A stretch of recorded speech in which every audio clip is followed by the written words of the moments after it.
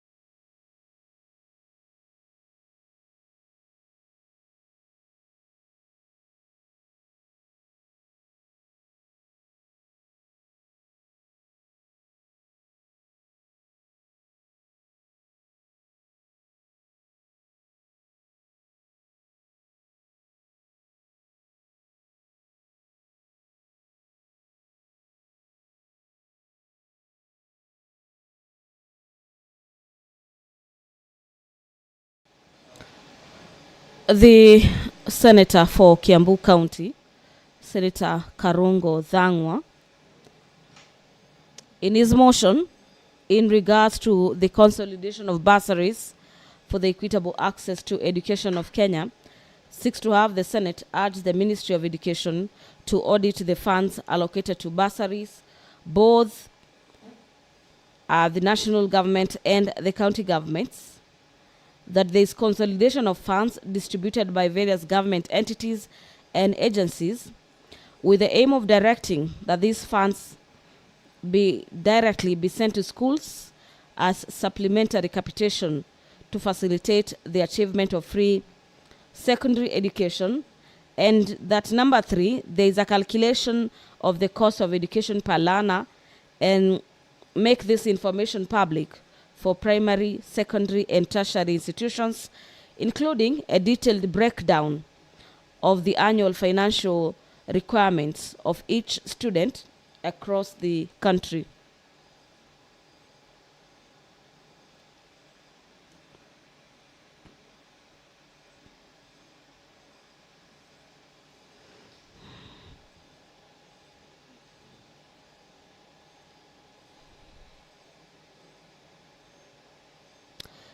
The House, away from considering the motion on consolidation of bursary funds and calculation of monies, popularly known as per capita per learner, the House is this morning set to consider the report of the 9th Interparliamentary Union Global Conference of Young Parliamentarians held in Vietnam. The other report is the report of the 14th Ordinary Session of the Plenary Assembly and related meetings of the Forum of Parliaments of the International Conference of the Great Lakes region, held in Livingstone, Zambia, from the 15th to the 19th of April 2024.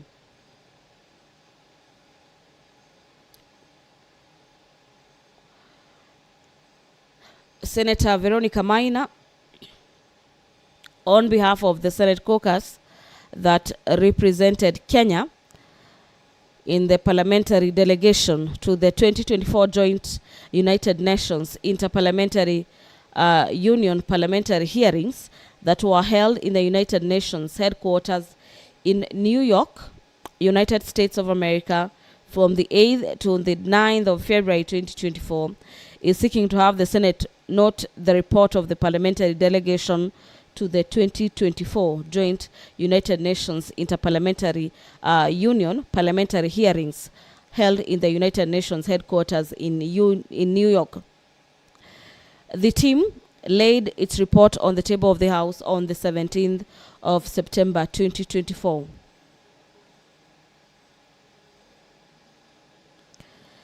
The report of the proceedings of the Parliamentarians' Dialogue to the African Climate Summit 2023 held in the National Assembly Chamber, Parliament Buildings in Nairobi, between the 3rd to the 6th of September 2023, is yet another motion lined up for deliberations this morning. This motion is by Senator for Homa Bay, Senator Moses Kajwang', who is seeking to have the Senate note the report of the proceedings of parliamentarians' dialogue.